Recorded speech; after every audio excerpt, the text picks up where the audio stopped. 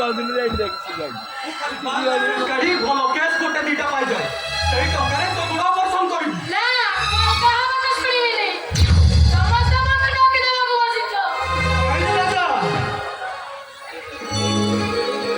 ଆରେ ଆଜି ତତେ ଠକି ଦେଇ ଆସୁଥିଲି କିନ୍ତୁ ଆଜି ତତେ କଥା ଦଉଛି ତୋ ଗୋଡ଼ ଅପରେସନ ପାଇଁ କାଲି ମେଡିକାଲ ଯିବୁ ମୁଁ ଲକ୍ଷେ ଟଙ୍କା ଯୋଗାଡ଼ କରିଛି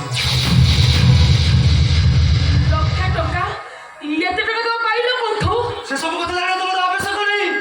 ନାଇଁ ଭାଇ ତମକୁ କହିବାକୁ ପଡ଼ିବ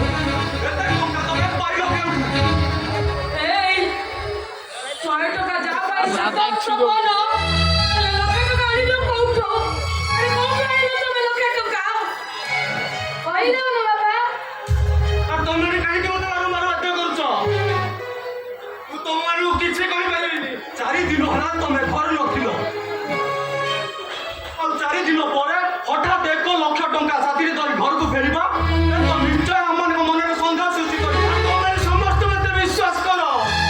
ଏ ଟଙ୍କା ଚୋରିକି ଡକାୟତି କରି ଆଣି ଭଗବାନଙ୍କ ନିୟମ ନେଇ କହୁଛି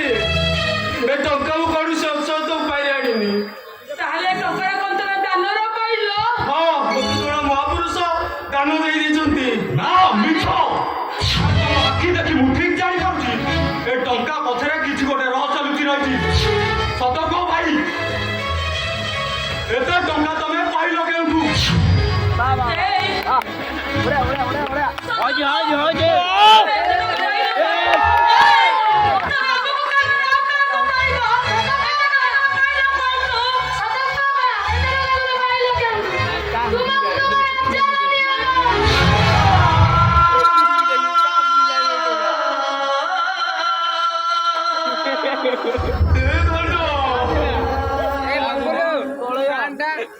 ଶେଷରେ ତୁ ତ ଲୁହ ପକେଇଦେଲୁ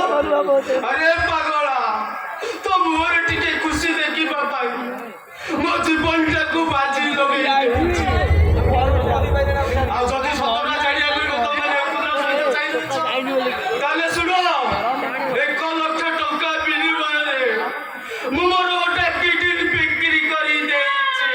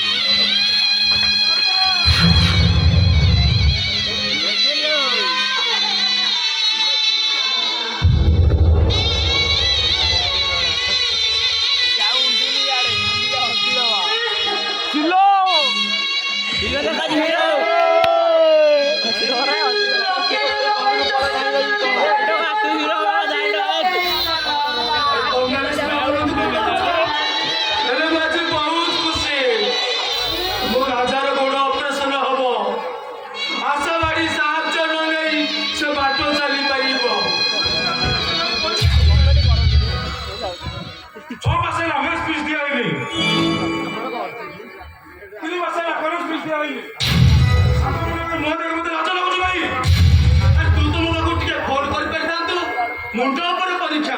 हठात से तुझे ठीक कलुनी भूल जानिबार सहित किसी भूल करनी तमे खाली उच्च आशा देखाई जानछ